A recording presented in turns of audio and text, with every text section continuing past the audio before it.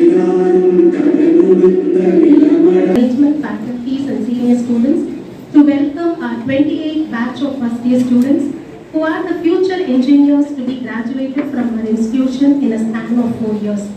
And special welcome to parents for trusting our institution by making the awards for different branches of engineering in their college, and kind welcome to them for having crossed many hurdles and spent years of time to see their children blossom in near future. I take this opportunity to welcome our chairman, Sir K.V. Thangabalu, former Union Minister, Government of India.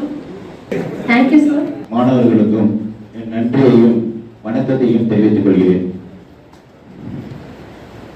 We all gathered here for 28th inauguration day of Thangabalu Group of Institutions, for which I am happy and honored to welcome. Thangavelu கல்வி குழுமங்கள் சார்பில் முதலாம் ஆண்டு கல்லூரி இணைந்த விழாவினுடைய தலைவர், கல்லூரி முதல்வர் doctor Venkatesan அவர்களே,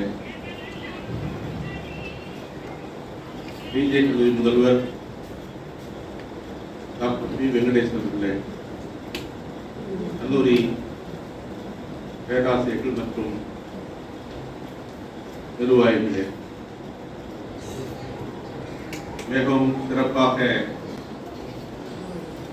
இந்த நிகழ்ச்சியில் கலந்து கொள்ள வந்திருக்கிற கல்லூரியில் புதிதாக இணைந்திருக்கிற அருமை மாணவ தம்பிகளே, தங்கைகளே, பெற்றோர்களே,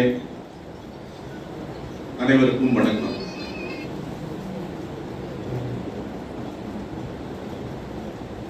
தங்கவேலு கல்வி குழுமங்கள் சார்பில் கடந்த 27 ஆண்டுகள் கல்வி சேவையில் பல்வேறு நிலைகளில் மத்திய அரசு, மாநில அரசு சார்பில்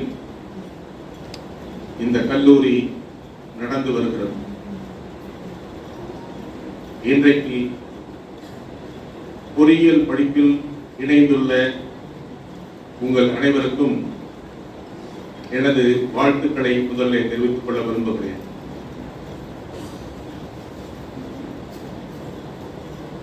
கடந்த 27 ஆண்டுகளில் இந்த கல்லூரியில் படித்து பட்டம் பெற்று சென்றிருக்கிற அனைவரும் ஏதாவது ஒரு துறையில், அவர்கள் படித்த துறையில் குறிப்பாக வேலை வாய்ப்புகளை 100% பெற்றிருக்கிறார் என்பதை மகிழ்ச்சியோடு தெரிவிக்க விரும்புகிறேன். இந்த கல்லூரியில் இணைந்தால் வேலை உறுதி என்பது முதல் சட்டம். இந்த கல்லூரியில் இணைந்து படிப்பவர்களுக்கு மேல் படிப்பு படிப்பதற்கு வாய்ப்புகளை ஏற்படுத்தி கொடுக்கிற கல்லூரியாக இது இருக்கிறது என்பதையும் இங்கே அன்போடு சொல்ல விரும்புகிறேன். இதற்கு அடுத்து இந்த கல்லூரியில் படித்த மாணவர்கள் சொந்தமாக தொழில் தொடங்கி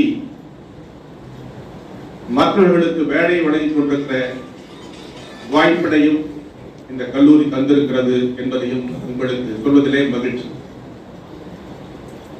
மேலும் இந்தியா முழுவதும், ஏன் உலகின் பல நாடுகளில் நம்முடைய கல்வி குழுமத்தில் படித்த மாணவர்கள் பல்வேறு நிறுவனங்களில், அரசு நிறுவனங்கள், தனியார் நிறுவனங்கள், இப்படி பல நிறுவனங்களில் உள்நாட்டும் வெளிநாட்டும் வேலை பார்க்கிறார்கள் என்பதையும் உங்களுக்கு சொல்வதில் எங்களுக்கு பெருமை. இவைகள் ஒரு பக்கம். நம்முடைய முதல்வர் பேசுகிற போது படிப்பது பணத்திற்காக அல்ல என்று சொன்னார். அது ஒரு ஆசிரியர் என்ற முறையில் கற்கிற கல்வி உங்களை உங்கள் முயற்சியை முன்னெடுப்ப சொன்னார். நமக்கு தெரியும், பெரும்பான்மையான பெற்றோர்கள் எல்லோரும் வசதியாரோட இருக்க முடியாது. ஒரு சில பேர் இருக்க முடியும். தங்களுடைய பிள்ளைகளை கஷ்டப்பட்டு படிக்க வைத்து நல்லவர்களாகவும் வல்லவர்களாகவும் தாங்களே வேலைக்கு சென்று சம்பாதிப்பவர்களாகவும் இருக்க வேண்டும் என்று விரும்புகிற ஒரு சமூகம் நம்முடைய சமூகம். அது எல்லாருக்கும் பொதுவானது, தனிப்பட்ட பெற்றோருக்கும் அல்ல. வாய்ப்புகளை உருவாக்கி கொடுப்பதற்கு கல்வி நிலையங்கள் இருக்கிறது. குறிப்பாக உயர்கல்வித்துறை வேலை வாய்ப்புகளை உருவாக்குகிற துறை. சொந்தமாக அல்லது தனி முயற்சியின் மூலமாக அல்லது அரசு துறை மூலமாக அல்லது பிற துறைகளில் சேர்ந்து பணியாற்றி தங்கள் குடும்பத்தை வளப்படுத்துவது என்பது இதுதான் இயல்பு. அந்த அடிப்படையில் இங்கே சேர்ந்திருக்கிற அனைத்து மாணவர்களுக்கும் பெற்றோர்களுக்கும் ஒன்றை சொல்ல விரும்புகிறேன். நாங்கள் என்ன சொல்கிறோமோ அதை நீங்கள் கடைபிடிக்க வேண்டும் என்று விரும்புகிறோம். இது கட்டாயப்படுத்துவதாக நினைக்க கூடாது. நானும் ஒரு தந்தை என்ற அடிப்படையில் ஒவ்வொரு பெற்றோருக்கும் ஒவ்வொரு தந்தைக்கும் தாய் அவர்களுக்கு விருப்பம் என்னவென்றால் தன்னுடைய பிள்ளை உயர்கல்வி படிக்க வேண்டும், நல்ல வேலைக்கு செல்ல வேண்டும் என்று எல்லோரும் விரும்புவது இயற்கை. அந்த அடிப்படையில் நீங்கள் உங்கள் பெற்றோரை மகிழ்விக்க வேண்டும். முதலில் எந்த குழந்தை தன்னுடைய பெற்றோரை மதிக்கிறதோ அந்த குழந்தை நல்ல குழந்தை என்று நான் நம்புகிறேன். பெற்றோர்கள் தான் உங்களுக்கு உயிராக இருக்கிறார்கள். உங்கள் வளர்ச்சிக்கு தங்களை அர்ப்பணித்திருக்கிறார்கள். அவர்கள் என்ன கஷ்டப்பட்டாலும் தன்னுடைய பிள்ளைகள் நல்ல முறையில் வளர வேண்டும், மகிழ்ச்சியாக இருக்க வேண்டும், நல்ல முறையில் படிக்க வேண்டும், நல்ல வேலைக்கு செல்ல வேண்டும் அல்லது தொழில் செய்ய வேண்டும் அல்லது அவர்கள் குடும்பத்தை காப்பாற்ற வேண்டும் என்று நம்புவார்கள். தந்தை மகன் தந்தைக்கு ஆற்றும் என்று கடன் என்று ஒரு வார்த்தை இருக்கிறது இலக்கியத்தில். அது முதல் தந்தை தாய் தன்னுடைய பிள்ளைகளை வளர்ப்பதிலே அவர்கள் உரிமை இருக்கிறது. அந்த உரிமை ஏறத்தாழ நீங்கள் வாழ்நாள் முழுவதும் அவர்கள் உங்களோடு இருப்பார்கள், உங்களை விரும்புவார்கள். ஆனால் இன்றைய சமுதாயத்தில் பல்வேறு நிலைகளில் எல்லா குழந்தைகளையும் சொல்ல மாட்டேன், இன்றைக்கு வளர்ந்து வரும் விஞ்ஞானத்தால் வளர்ந்து வரும் சமூக மாற்றத்தால் பல பிள்ளைகள் தங்கள் பெற்றோர்களை மதிப்பதில்லை. எந்த தந்தை தாய் தனக்கு கல்வியையும் வாய்ப்பையும் பெற்றுக் கொடுத்தால் அவர்களை மறந்து விடுகிறார்கள். கொடுமை நடந்து கொண்டிருக்கிற சில இடங்களிலே, எல்லோரும் சொல்ல மாட்டேன். அதற்கு நீங்கள் அப்படிப்பட்ட குழந்தைகளால் மாறக்கூடாது. முதலில் உங்கள் தந்தை தாயை தினமும் காலையில் நினைத்து வணங்குங்கள். அவர்கள் காலை தொட்டு வணங்கினால் அதைவிட பெரிய புண்ணியம் வேறு இருக்க முடியாது. அவர்கள் மகிழ்ச்சி அடைந்தால் நீங்கள் வாழ்க்கையில் நல்ல மகிழ்ச்சியில் இருப்பீர்கள் என்பதை மறந்துவிட வேண்டாம். உங்கள் மகிழ்ச்சிக்கு அவர்கள் அர்ப்பணித்துக் கொள்கிறார்கள். அவர்கள் மகிழ்ச்சிக்கு நீங்கள் அவர்களுக்காக உதவ வேண்டும் என்று நான் உங்களை அன்போடு கேட்டுக் கொள்கிறேன். அதற்காக நாங்கள் சில கட்டுப்பாடுகளை இங்கே வைத்திருக்கிறோம். இந்த கட்டுப்பாடுகள் 4 ஆண்டுகளுக்கு மட்டும்தான். இந்த 4 ஆண்டுகள் முடிந்த பிறகு நீங்கள் கட்டுப்பாடு அற்றவர்களாக மாறிவிடுவீர்கள். சொந்தமாக வேலைக்கோ தொழிலுக்கோ அல்லது உங்களை நீங்கள் வளப்படுத்திக் கொள்ளுகிற வாய்ப்பை இங்கு கல்வி உருவாக்கும். 1, இங்கே படிக்கிற அனைவருக்கும் வேலை வாய்ப்பு உறுதி. 100% வேலை வாய்ப்பை நாங்கள் கொடுப்போம். அதற்கு நீங்கள் அந்த வேலை வாய்ப்பை பெறுவதற்கு தயாரானவுடன் நீங்கள் மாற வேண்டும். மாற்றுவதற்கான முயற்சியை நம்முடைய முதல்வர்கள், பேராசிரியர்கள், கல்வி குழுமம் ஏற்பாடு செய்யும். முதல் கட்டமாக இங்கே படிக்கிற குழந்தைகள்,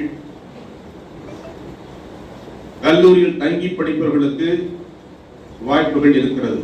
ஒன்று, வெளியிலிருந்து வந்து படிக்கிறவர்களுக்கு வாய்ப்பு இருக்கிறது.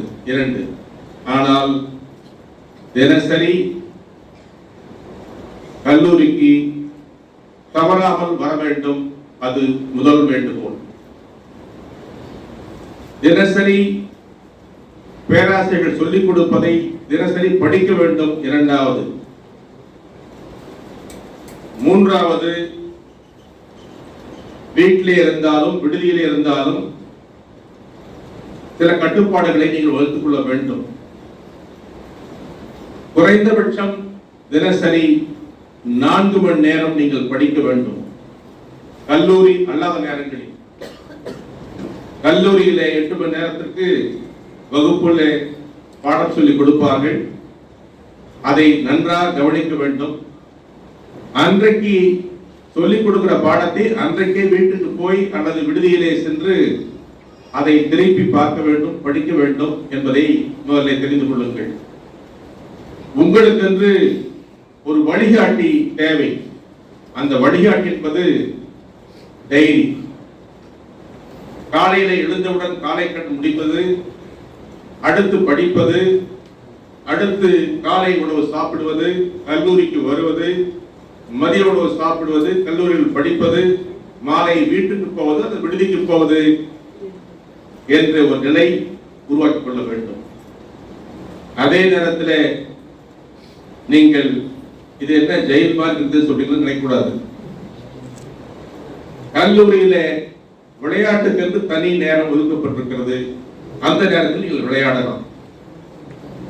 முழுமையாக உங்களை படிப்பதில் மட்டும் கவனம் இல்லை, உங்கள் உடல்நலத்திலும் கவனம் வேண்டும் என்பது எங்களுக்கு தெரியும். ஆகவே விளையாட வேண்டும், படிக்க வேண்டும், படிக்க வேண்டும். இப்படி உங்கள் நேரத்தை வகுத்துக் கொண்டால் உங்கள் வாழ்க்கை வெற்றிகரமானதாக மாறும். எந்த ஒரு மாணவரும் இலக்கு இல்லாமல் இருக்கக்கூடாது. Hope gives new life என்று சொன்னார் ஒரு ஆங்கில பேரறிஞர். நம்பிக்கை என்பது வாழ்க்கையில் முன்னேற்றத்தை கொடுக்கும். அந்த முதல் நம்பிக்கை வேண்டும். நான் இந்த கல்லூரியில் முதல் மாணவனாக வர வேண்டும் என்று முதல்ல ஒரு கங்கணம் கட்டிக் கொள்ள வேண்டும். படிக்கிற பொழுது அந்த போட்டி வேண்டும். அதே போல படித்து வாழ்க்கையில் முன்னேற வேண்டும் என்று ஒரு நம்பிக்கை வளர்த்துக் கொள்ள வேண்டும். 2வது, இது வெறும் பொறியாளர் படிப்பு மட்டும் படித்துவிட்டு நான் என்ன செய்ய வேண்டும் நீங்கள் தவறாக நினைக்க கூடாது. இது அடிப்படை கல்வி. அடிப்படை கல்வி முடித்து இப்பொழுது உயர்கல்வி வந்திருக்கிறீர்கள். ஆகவே இந்த உயர்கல்வி என்பது உங்களை அடுத்த உயரத்துக்கு கொண்டு செல்லும். படிக்கிற படிப்பை தரமாகவும் நேர்மையாகவும் உண்மையாகவும் படித்து முடித்து நல்ல முதல் நிலையில் வெற்றி பெற்றால் உங்களுக்கு எல்லாம் கைவசமாகும். இன்றைக்கு கல்லூரி மூலமாக இந்த கல்லூரியை பொறுத்தவரையில் அவுட்கம் பேஸ்ட் எஜுகேஷன் தான் இப்போ வச்சிருக்கோம். இந்தியா கூட அதான் இருக்கு. அவுட்கம் பேஸ்ட் எஜுகேஷன் சொன்னால் படிக்கிற மாணவர்கள் எதை நோக்கி நாம் செயல்படுகிறோமோ அதை வெளிப்படுத்த வேண்டும், அது வெற்றியாக வேண்டும் என்பது பொருள். ஏதோ படிக்கிறோம் என்று இல்லை, ஏதோ பாஸ் பண்ணுகிறோம் என்று இல்லை, அப்படி இருக்கக்கூடாது. நாம் படிக்கிற படிப்பில் உயர்ந்த நிலைக்கு வர வேண்டும், உயர்ந்து இருக்க வேண்டும். ஆகவே அந்த நிலை அடைவதற்குத்தான் அவுட்கம் பேஸ்ட், ஒரு வெளிப்படையாகவும் ஒரு இலக்கை நிர்ணயித்தும் படிக்க வேண்டும் என்பது நம்முடைய விருப்பம். அதை அடைவதற்கு வழிகளை நான் முன்னே குறிப்பிட்டேன். அதை தொடர்ந்து நாங்கள் சொல்வதை கேட்டால் நீங்கள் வெற்றியாக உறுதியாக வருவீர்கள் என்று சந்தேகமில்லை. 2வது, செல்போன் பயன்பாட்டை குறைக்க வேண்டும். செல்போன் தேவைதான். ஆனால் யார் ஒருவர் தினசரி செல்போனில் அதிக நேரம் செலவு செய்கிறாரோ அவர் வாழ்க்கையில் முன்னேற முடியாது. செல்போனை பேசுவதற்கு நிறைய விஷயங்கள் இருக்கு. உங்களுக்கு நண்பரிடம் நிறைய பேசுவதை குறையுங்கள். உங்கள் தாய் தகப்பன் 2 பேருக்கு மட்டும் தொலைபேசியில் 4 ஆண்டுகள் அவர்களை காலையிலும் கூப்பிடுங்கள் இல்லை மாலையில் கூப்பிடுங்கள். ஒரு நேரம் வைத்து ஒரு நாளைக்கு ஒரு முறை கூப்பிட்டால் போதும். அவர்களோடு மட்டும் பேசுங்கள். வேறு யாரோடும் பேசுவதால் உங்களுக்கு எந்த பயனும் கிடைக்கப் போவதில்லை. செல்போன் ஒரு புதிய கண்டுபிடிப்பு, நல்ல கருவி. அதுல நிறைய விஷயங்கள் வருகிறது. ஆனால் கெட்ட விஷயங்களும் நிறைய வருகிறது என்பதை மறந்துவிடக் கூடாது. நீங்கள் தடம் மாறி போகக்கூடாது என்பதற்கு தான் இதை குறிப்பாக சொல்லுகிறேன். அதே போல தொலைக்காட்சிகளிலே நேரத்தை அதிக நேரம் செலவிடக் கூடாது. உங்கள் மனம் வேறு பகுதிக்கு, வேறு நிலைக்கு உங்களை தினசரி ஆட்படுத்தி விடக் கூடாது என்பதற்காக சொல்லுகிறேன். நாங்களே தொலைக்காட்சி நடத்துகிறோம். இருந்தாலும் இதை சொல்வதற்கு காரணம், நம்முடைய மாணவர்கள் பண்பட வேண்டும், நலனைக்கு வர வேண்டும் என்பதற்காக இதை சொல்லுகிறேன். இந்த 2 விஷயங்கள் மிக மிக முக்கியமானது.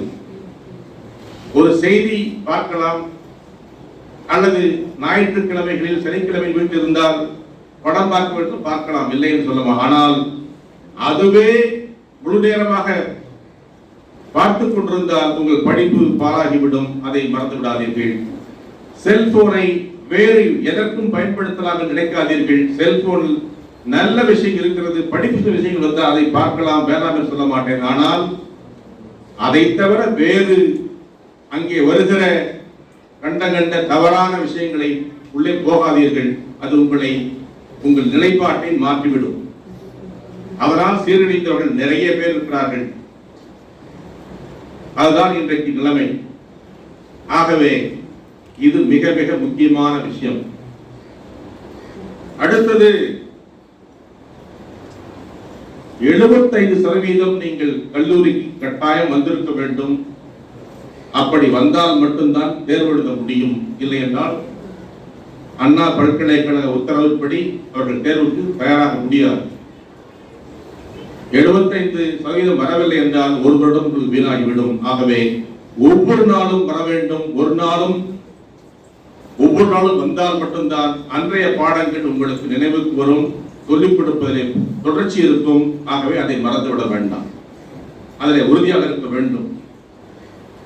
உங்களுக்கு தேவையான புத்தகங்கள் உங்களுக்கு வாங்கி கொடுப்பார்கள். அதற்கான கட்டணங்களை சொல்வார்கள். அதற்காக நாங்கள் எதுவும் அதற்கு பணம் வாங்க மாட்டோம். புத்தகத்தின் விலை மட்டும்தான் நீங்கள் கட்ட வேண்டும். அதிலே நாங்கள் லாபம் பார்க்க விரும்பவில்லை. 1.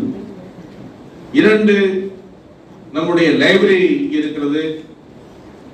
அந்த லைப்ரரியில இந்தியாவில் என்னென்ன நூல்கள் வைக்க வேண்டுமோ அதெல்லாம் இங்க இருக்கு. உயர்கல்வி படிப்பதற்கு, பொறியியல் படிப்பதற்கு எத்தனை புத்தகங்கள் வேண்டுமோ அத்தனை புத்தகங்கள் லட்சக்கணக்கிலே வாங்கி வைத்திருக்கிறோம். அதை படிக்கணும். ஒவ்வொருவரும் லைப்ரரிக்கு போய், லைப்ரரி நேரம் கொடுத்திருக்கோம், அந்த நேரத்தை குறைஞ்சபட்சம் நீங்க படிக்கணும். அதுக்கு மேற்கொண்டு படிக்க வேண்டும் என்று விரும்பினால் மாலை 4 மணியிலிருந்து 6 மணி வரை படிப்பதற்கும் இங்கே வசதி செய்யப்பட்டிருக்கிறது. அதையும் நீங்கள் பயன்படுத்திக் கொள்ளலாம். எப்படி விளையாட்டுக்கு நேரம் ஒதுக்குறோமோ அதே படிப்பதற்கு இங்கே அடிஷனல் கல்வி இல்லாமல் இந்த லைப்ரரியில் படிக்கிறதுக்கும் வாய்ப்பு கொடுக்கிறோம். இதை நீங்கள் பயன்படுத்த வேண்டும். அது மட்டும் இல்லை, அங்கே நிறைய ஜர்னல்ஸ் இருக்குது. அங்க கம்ப்யூட்டர் இருக்கும். அந்த கம்ப்யூட்டர்ல போய் பட்டன் இது பண்ணா சொல்லிக் கொடுப்பாங்க. லைப்ரரி சொல்லிக் கொடுப்பாங்க. எந்த ஜர்னல் எடுத்தாலும் இந்தியாவில் இருக்கிற அத்துணை, உலகத்தில் இருக்கிற அத்துணை மென்பொருள் வழியாக வருகிற அந்த புத்தகங்கள் அங்கே கிடைக்கும். அதை பயன்படுத்த பழக வேண்டும், பயன்படுத்த வேண்டும். நிறைய அதை படிப்பதன் மூலம் உங்களுடைய அறிவு மேம்படும். உங்கள் முயற்சி முன்னேற்றத்துக்கு அடுத்த கட்டத்துக்கு கொண்டு போகும் என்பதை மறந்துவிட வேண்டும். இதுவன்றி வழக்கமாக இந்த கல்லூரியில் நாங்களே 4வது ஆண்டு படிக்கும் போதுதான் வேலைக்கான பயிற்சியை கொடுப்பது வழக்கம். கடந்த 4-5 ஆண்டுகளாக ஒரு புதிய மாற்றத்தை கொண்டு வந்திருக்கிறோம். அது என்னவென்றால், முதலாண்டிலிருந்தே வேலைக்கு செல்வதற்கான வாய்ப்புகளை உருவாக்கி இருக்கிறோம். அதற்கு படிப்பை சொல்லிக் கொடுக்கிறோம். அதை நீங்கள் அந்தந்த நேரத்தில் படிக்க வேண்டும் என்பதை மறந்துவிடக் கூடாது. அதை தவறாமல் படிக்க வேண்டும் என்பதை உங்கள் அன்போடு சொல்லுகிறோம். முக்கியமாக கல்லூரியில் நல்ல ஒழுக்கத்தோடு பண்போடு எல்லோரும் நடந்து கொள்ள வேண்டும். உங்களை பார்த்து அடுத்து வரும் மாணவர்கள் நீங்கள் வழிகாட்டிலாக இருக்க வேண்டும். இந்த கல்லூரியில் ராகிங் கிடையாது. அரசாங்கமே தடை போட்டிருக்கிறது. ஏற்கனவே படித்துக் கொண்டிருக்கிற மாணவர்களோடு நீங்கள் முதல் 1 மாதத்திற்கு யாரோடும் நீங்கள் தொடர்பில் இருக்கக்கூடாது, இருக்க வேண்டிய அவசியம் இல்லை. அப்படி யாராவது முதலாண்டு பெரிய 2ஆம் ஆண்டு 3ஆம் ஆண்டு மாணவர்களோடு பேச விரும்பினால் அதற்கு தனியாக இங்கே ஏற்பாடு செய்யப்படும். பழைய மாணவர்கள் புதிய மாணவர்கள் வரவேற்பார்கள். அது ஒரு நட்புக்காக நடக்கும். ஆனால் ஒரு உறுதி எடுத்துக் கொள்ள வேண்டும். எந்த மாணவனாவது உங்களை தொல்லைப்படுத்தினால் உடனடியாக பேராசிரியர் சொல்ல வேண்டும், பிரின்சிபலுக்கு சொல்ல வேண்டும். உடனடியாக அவர்கள் நம்முடைய கல்லூரி விட்டு நீக்கப்படுவார்கள். இது உறுதியாக நடவடிக்கை எடுக்கப்படும். புதிய மாணவர்களுக்கு பழைய மாணவர்கள் அன்போடு நடந்து கொள்ள வேண்டும் என்று அறிவுறுத்தை எழுதியிருக்கிறோம். அதை மீறி யாராவது நடந்தால் அவர்கள் இந்த கல்லூரி இருக்க மாட்டார்கள். புதிய மாணவர்களுக்கு யாரும் தொந்தரவு செய்யக்கூடாது என்பது அரசாங்கத்தின் நடவடிக்கை, நம்முடைய கல்லூரி நடவடிக்கை. இதில் எந்த தயவுதாரத்தையும் பார்க்க மாட்டோம். யாராவது பெற்றோர்கள் உங்களுக்கு நேரடியாக தைரியமாக நீங்கள் சொல்லலாம், உங்களை யாரும் எதுவும் செய்ய முடியாது, அதற்கான வாய்ப்பு இங்கே இருக்காது, உங்களுக்கு பாதுகாப்பு கொடுப்பது என்னுடைய வேலை, நீங்கள் தைரியமாக இருக்க வேண்டும். ஆகவே யாரோடும் முதல்ல தொடர்பு வேண்டாம். அதன் பிறகு தானாக அவர்கள் எல்லாம் ஒழுங்காக இருப்பார்கள். நீங்களும் அதே நேரத்தில் நீங்களும் ஒழுங்காக இருக்க வேண்டும். நீங்களும் யாரையும் தொல்லைப்படுத்தக்கூடாது. எல்லோரிடத்திலும் அன்போடு பழக வேண்டும், நண்பர்களாக இருக்க வேண்டும். இங்கே படிக்கிற பெண் குழந்தைகளோடு முக்கியமாக தங்கள் சகோதரி என்று அவரை பார்த்து அவரோடு நட்போடு இருக்க வேண்டும். தவறாக இருக்கக்கூடாது என்பதை நீங்களும் கவனமாக இருக்க வேண்டும். யார் தவறு செய்தாலும் இந்த கல்லூரியில் அவர்களுக்கு இடம் இருக்காது. அதை மட்டும் நீங்கள் புரிந்து கொள்ள வேண்டும். உங்கள் பெற்றோருடைய கனவுகளை நிறைவேற்ற வேண்டும் என்பதுதான் என்னுடைய முக்கியமான நோக்கம். இங்கே ஹாஸ்டல் வசதி தேவைப்படுபவர்கள் அதற்கான கட்டணத்தை செலுத்தி சேர்ந்து கொள்ளலாம். அதற்கு ஏற்பாடு செய்வார்கள். முதல்ல 10 மணிக்குள்ளாக நீங்கள் அத்தனை பேரும் நம்முடைய வகுப்பறைக்கு செல்ல வேண்டும். இன்றைக்கு 9:10 நல்ல நேரம். அந்த நல்ல நேரத்தில் முதல் வகுப்பு எடுப்பார்கள் ஆசிரியர்கள். 10:30 மணிக்கு பிறகு இன்றைக்கு உங்களுக்கு மேற்கொண்டு வகுப்பு நடக்காது. எதற்கென்றால் எல்லோருக்கும் யார் இங்கே விடுதலை சேர வேண்டுமோ அவர்கள் சேர்ந்து கொள்ளலாம். வெளியிலிருந்து ஒரு மாணவர்கள் வீட்டிலிருந்து சாப்பாடு கொண்டு வந்து சாப்பிடலாம், ஒன்றும் பிரச்சனை இல்லை. எங்களுக்கு தெரியும், சிரமங்கள் தெரியும், அதுக்கு நான் அனுமதிக்கிறோம். அல்லது கல்லூரி விடுதியிலே மாதாந்திர அளவிலே அதற்கான கட்டணத்தை கட்டி அந்த மதிய உணவை இங்கேயும் சாப்பிடலாம். அதற்கும் வழி வைத்திருக்கிறோம். ஆனால் மாதம் ஒரு முறை அதுக்கான டோக்கன் நீங்க வாங்கிக்கணும். அது குறைந்த அளவில் இருக்கும். அவ்வளவுதான். கல்லூரி மாணவர்களுக்கு என்று இங்க இருக்கிற விடுதியோ உணவு விடுதியோ எதுவும் லாப நோக்கில் செயல்படவில்லை. இது இந்த குழந்தைகளுக்காக எங்கள் கல்வி குழுமத்தின் சார்பில் லாபமற்ற முறையில் அது என்ன குறைந்த விலையில் தர முடியுமோ அந்த குறைந்த விலையில் தருகிறோம். அதையும் உங்களுக்கு அன்போடு சொல்கிறேன். உங்களுக்கு தேர்வுகள் நடக்கும். அதில் ஒவ்வொரு தேர்விலும் நீங்கள் எழுத வேண்டும். அன்றைக்கு படித்து அந்த எழுதினால் உங்களுக்கு வாய்ப்புகள் சிறப்பாக கிடைக்கும் என்பதை அன்போடு தெரிவித்துக் கொள்கிறேன்.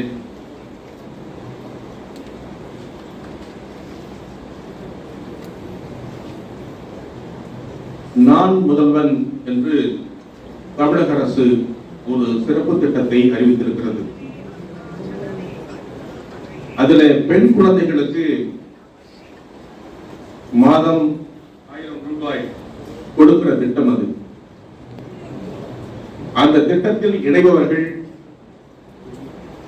புதுவை பெண் திட்டம். அந்த புதுவை பெண் திட்டத்துக்கு கவர்மெண்ட் ஸ்காலர்ஷிப் தராங்க. அதை பெறுவதற்கு அனைவரும் அரசாங்கம் குறிப்பிட்டுள்ள ஒரு வங்கியில் மட்டும் உங்களுடைய தனி கணக்கை தொடங்க வேண்டும். அது நீங்க அடிக்கடி வரணும் சொல்லப்பட மாட்டோம். தேவை குறிப்பிட்டால் வர வேண்டும் என்று உங்களை எப்போது கேட்டுக் கொள்கிறோம். நன்றி.